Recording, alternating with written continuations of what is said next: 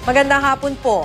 Posible raw na magpatupad ng dagdag singil sa kuryente ang Meralco sa mga susunod na buwan. Kasunod ito ng emergency partial restriction ng Malampaya Gas Field.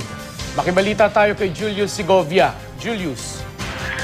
Mark, Maki, matapos ang isang buwang maintenance shutdown ng Malampaya Gas Field noong isang buwan na humila pataas sa presyo ng kuryente sa merkado, hindi na naman do ito 100% nakapagsusupply ng natural gas sa mga power supplier mula pa noong Sabado. Ayon sa Meralco, hindi nilinaw sa kanila ng mga supplier kung ano ang dahilan ng bitin na namang supply ng natural gas mula sa Malampaya. Pero tiniyak na hanggang ngayong Huwebes lang daw magtatagal ang emergency partial restriction na ito.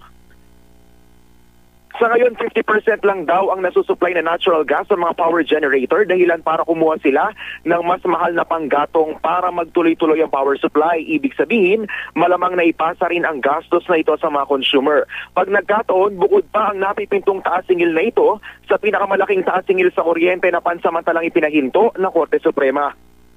Pagtitiyak ng Meralco kung may pagtaas mas sa susunod na buwan, hindi ito kasing bigat sa bulsa ng higit 4 na piso kada kilowatt hour na dagdag singil noong Disyembre nang hinati sa 3 bugso.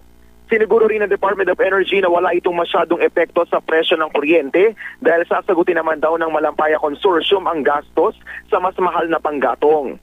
Isa pa, nananatili raw matatag ang presyo ng kuryente sa spot market. Samantala, ang consumer group na Nasecor naman humingi na ng saklolo sa Commission on Audit.